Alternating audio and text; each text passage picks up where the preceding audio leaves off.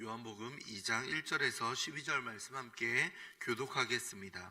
사흘째 되던 날 갈릴리 가나에 혼례가 있어 예수의 어머니도 거기 계시고 혼례의 청함을 받았더니 포도주가 떨어진지라 예수의 어머니가 예수에게 이르되 저들에게 포도주가 없다 하니 예수께서 이르시되 여자여 나와 무슨 상관이 있나이까 내 때가 아직 이르지 아니하였나이다. 그의 어머니가 하인들에게 이르되 너희에게 무슨 말씀을 하시거든 그대로 하라 하니라. 거기에 유대인의 정결 예식을 따라 두세 통 드는 돌 항아리 6이 놓였는지라. 예수께서 그들에게 이르시되 항아리에 물을 채우라 하신즉 아귀까지 채우니 떠서 연회장에게 갖다 주라 하심에 갖다 주었더니 연회장은 물로 된 포도주를 맛보고도 어디서 났는지 알지 못하되 물 떠온 하인들은 알더라. 연회장이 신랑을 불러 말하되 사람마다 좋은 것을 내고 취한 후에 낮은 것을 내거늘 그대는 지금까지 좋은 포도주를 두었다 하니라. 예수께서 이 첫 표적을 갈릴리 가나에서 행하여 그의 영광을 나타내심에 제자들이 그를 믿으니라. 그 후에 예수께서 그 어머니와 형제들과 제자들과 함께 가버나움으로 내려가셨으나 거기에 여러 날 계시지는 아니하시니라. 아멘. 오늘 말씀 우리가 알다시피 예수님께서 이 땅에서 행하신 첫 표적을 말해주고 있습니다. 이 표적을 통해서 우리는 마리아나 그리고 순종했던 하인들의 믿음에 주목할 수 있겠지만 그것보다도 오늘 말씀이 말하고자 하는 것은 과연 예수님이 어떠한 분이신가, 예수님은 과연 어떻게 역사하시는 분이신가를 누구이신가에 주목하고 있다는 것을 우리는 알 수 있습니다. 마리아의 요청이나 하인들의 순종도 중요하지만 예수님이 하나님이 아니셨다면 이러한 기적들을 행하실 수 없기에 우리는 먼저 예수님이 어떠한 분인가에 주목해야만 합니다. 오늘 말씀의 시작이 사흘째 되던 날이었고 그리고 어제 말씀 43절을 보시면 이튿날이라고 시작하는 것을 보면 이 두 사건이 연결되는 사건이다라는 것을 우리는 쉽게 발견하게 됩니다. 어제 말씀을 통해서는 예수님이 어떠한 분으로 나오셨습니까? 이스라엘의 임금이요 하나님의 아들이다 라고 고백이 되었었어요. 그리고 나서 이제 이스라엘의 임금이신 분이 그리고 하나님의 아들이신 분이 어떠한 기적을 행하실 수 있는가에 대해서 오늘 말씀에 기록된다라고 보시면 되겠습니다. 그것이 바로 물이 포도주로 변하는 그러한 사건을 통해서 우리는 세 가지 사실을 함께 살펴보려고 합니다. 먼저 이 사건을 통해서 우리가 알 수 있는 첫 번째 사실은 이제 메시아의 시대, 새로운 나라가 도래했다라는 사실입니다. 이 포도주라든가 혼인잔치라는 것은 다 이 성경 말씀에서 상징적인 의미로 사용이 됩니다. 먼저 혼인이라는 것은 여호와의 날, 메시아의 날과도 관련이 있다라는 것을 우리는 알 수 있습니다. 예수님께서도 하나님 나라가 임하는 것을 이 혼인잔치의 예시를 통해서도 많이 설명하셨습니다. 이 잔치는 그분의 나라를 상징하는 중요한 그러한 요소가 되기 때문입니다. 요한계시록에서는 메시아의 시대를 혼인잔치로 묘사하는 장면이 19장에도 나와 있습니다. 그렇다면 포도주는 어떠합니까? 이 포도주는 구약과 그리고 유대의 여러 문헌에서 종말의 중요한 상징으로 나타나 있습니다. 따라서 가나의 혼인잔치의 기적과 메시아의 백성들이 그 안에서 풍성한 은혜를 경험하게 될 것이라는 것을 이 상징을 통해서 우리는 발견하게 된다라는 겁니다. 두 번째로 이 기적을 통해서 알 수 있는 두 번째 사실은 새 언약의 시대가 시작되었다라는 것을 알 수 있습니다. 옛 시대를 상징하는 것은 바로 유대의 정결 예식이었었죠. 오늘 말씀 앞부분을 보시면 이렇게 기록이 되어 있습니다. 유대의 정결 예식에 따라라는 표현이 나와 있죠. 6절을 보시면 거기에 유대인의 정결 예식을 따라 두세 통의 물을 채워놨다라고 기록이 되어 있죠.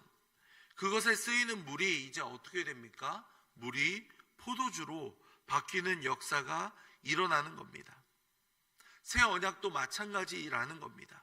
포도주가 맛을 내고 또한 그 맛이 훨씬 뛰어났던 것처럼 이러한 새로운 언약을 통해서 옛 언약은 비교할 수 없는 놀라운 은혜가 백성들에게 임하고 있다라는 것을 말해주고 있습니다.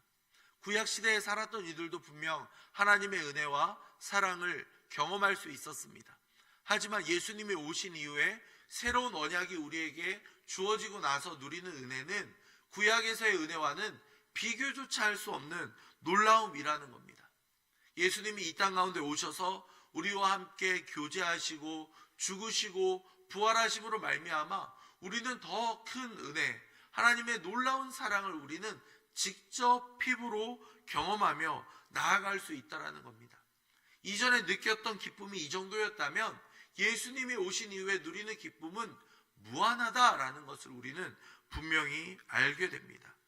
구약의 역사가 율법보다 그 예수님이 이루실 구원의 역사가 과거의 율법과는 비교조차 할 수 없다라는 사실을 우리는 만나게 되는 겁니다. 보라, 새 것이 되었도다 라고 하시면서 이 모든 율법을 완성하시며 그 율법이 가지고 있는 깊은 뜻을 우리에게, 참된 뜻을 우리에게 알려주셨던 분이 바로 우리 예수 그리스도시라는 겁니다.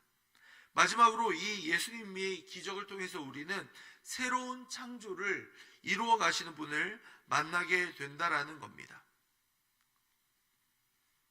예수님의 새로운 창조를 통해서 과거의 그 미완성이었던 것들이 새로운 것으로 완성되어 간다라는 것을 우리는 발견하게 됩니다. 물이 포도주로 변하는 것처럼 예수님께서는 사람을 새롭게 변화시킬 수 있습니다. 피조물일 또한 새롭게 변화되게 된다라는 것을 우리는 발견하게 됩니다. 물과 포도주는 완전히 다른 것인데 새롭게 창조되는 것을 보면서 우리는 예수님이 어떠한 분인가를 분명히 알 수 있다라는 것이죠. 창조의 하나님이 또한 이곳에서 또한 새로운 창조를 이루어 가셨다라는 것을 우리는 분명히 알 수 있다는 겁니다. 자, 이러한 예수님을 우리가 만나고 경험했다면, 그 예수님이 어떠한 분인가를 알았다면 그 다음 우리가 할 수 있는 것은 순종과 그리고 주님 앞에 나아가는 그러한 모습이라는 겁니다. 먼저 3절 말씀을 보면 이렇게 기록되어 있죠. 예수의 어머니가 예수에게 이르되 저들에게 포도주가 없다 합니다. 주님께 간절히 요청하며 나아가는 이 신앙의 모습이 있었습니다. 구하며 찾으며 나아가는 이들에게 하나님께서는 역사해 주셨다라는 것을 분명히 알 수 있습니다. 마리아의 믿음이 특별했던 것이 아니라 11절을 보시면 예수께서 이 표적을 갈릴리 가나에서 행하여 그의 영광을 나타내심에 그 다음에 뭐라고 기록되어 있습니까? 제자들이 그를 믿으니라 라고 기록되어 있습니다. 마리아의 믿음뿐만 아니라 그와 버금가는 제자들의 믿음도 강조되었다라는 것을 보면 마리아가 특별한 믿음을 나타낸 것이 아니라 예수님의 그 놀라움을 바라보면서 믿고 나아간 이들이 바로 순종한 이들에게 이러한 하나님께서 역사를 베풀어 주셨다라는 것에 우리는 주목할 필요가 있다라는 겁니다.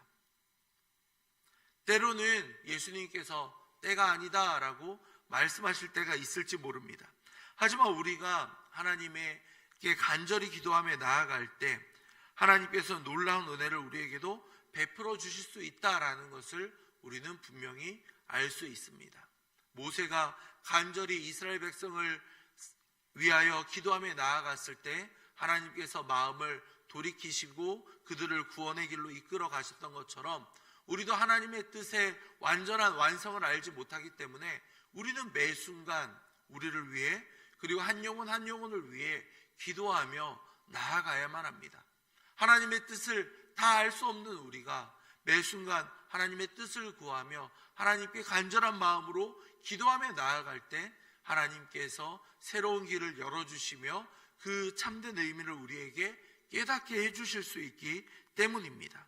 이를 위해서는 우리의 자신의 생각이나 계산이 아니라 하나님이 완전한 것을 말씀해 주실 때에는 우리는 이제 그 뜻을 깨닫고 나서는 그대로 순종하며 나아가는 신앙이 필요하다라는 겁니다. 간절하게 우리가 알지 못하기 때문에 기도했고 그 기도의 분량이 찼다라고 우리의 마음 가운데 하나님께서 확신을 주신다면 그때부터는 이제 하나님 말씀에 순종하겠습니다. 그분의 음성에 따라 어떠한 상황 가운데에서도 순종하며 나아가겠습니다라는 결단이 필요하다라는 겁니다. 순종하는 사람들에게 또한 그들을 통해서 하나님께서는 역사를 이루어 가시기 때문입니다. 하인들을 통해서 기적을 완성하셨던 것처럼 하나님께서는 또한 우리를 사용하실 수 있다. 순종하는 이들에게 역사하실 수 있다라는 것을 우리는 오늘 말씀을 통해서 배우게 됩니다. 오늘 기적을 통해서 우리는 첫 표적을 통해서 우리는 새로운 시대가 도래했다라는 사실을 우리는 만나게 됩니다. 새로운 시대에는 새로운 사람들이 필요합니다. 예수님이 오신 이후에는 그 기쁨에 함께 동참하며 그분의 놀라운 역사에 함께할 이들이 필요하다라는 겁니다. 그분이 바로 우리를 하나님의 놀라운 혼인잔치에 초대해 주셨습니다. 영원한 하나님 나라에 우리를 불러주셨습니다. 여러분은 그 사실을 얼마나 감격하며 받아들이고 있으십니까? 초대장이 없다면 우리는 그 화려한 잔치에 함께할 수 없는데 우리를 불러주시고 자리 잡아주시고 함께 기쁨을 나누어 주시니 얼마나 감사하겠습니까? 그 예수님을 함께 바라보며 나아갈 때 혹시라도 우리가 이제 결단하며 순종해야 되는 부분들이 있지는 않습니까? 삶의 그 자리에서 주님의 뜻을 구하며 하나님의 뜻을 따라 나아가야 되는 부분들이 있다면 이 시간 함께 하나님 음성에 귀를 기울이며 기도하며 나아갑시다. 아버지여, 우리에게 말씀하여 주시고 그 말씀에 순종할 수 있는 믿음을 더하여 주시옵소서. 하나님의 뜻을 따라 모든 것을 결정하고 순종할 수 있는 신앙을 더하여 주시옵소서. 이렇게 기도하며 나아갈 수 있는 이 시간이 되기를 간절히 소망합니다. 말씀을 생각하며 함께 기도해 주시기 바랍니다. 예수님이 어떠한 분인가를 분명히 알 수 있었습니다. 이 예수님, 새로운 시대를 여신 예수님께 우리가 함께 새로운 피조물로서 이 땅을 살아갈 수 있도록 아버지 인도해 주시옵소서. 이를 위해 주님의 음성에 귀를 기울이고 순종하며 나아갈 수 있는 우리 모든 예일의 가족들이 될 수 있도록 아버지 역사해 주시옵소서. 함께 기도하도록 하겠습니다. 이어서 교회를 위해서도 함께 기도하겠습니다. 들어오시면서도 보셨겠지만 교회 학교 리모델링 공사가 시작되었습니다. 마칠 때까지 주님 안전사고 없이 무사히 마치게 하시고 추워지는 날씨 가운데에도 여러 가지 수고하는 이들에게 하나님께서 은혜를 베풀어 주시옵소서. 함께 기도해 주시기 바랍니다. 이어서 중고등부 겨울 수련회를 위해서도 함께 기도해 주시기 바랍니다. 안전하게 오갈 수 있게 도와주시며 우리 다음 세대가 하나님의 놀라움을 경험할 수 있도록 이끌어 주시옵소서. 함께 기도하도록 하겠습니다. 마지막으로 연로하신 어르신들과 환우들을 위해서 그리고 담임 목사님을 위해서도 함께 기도하도록 하겠습니다.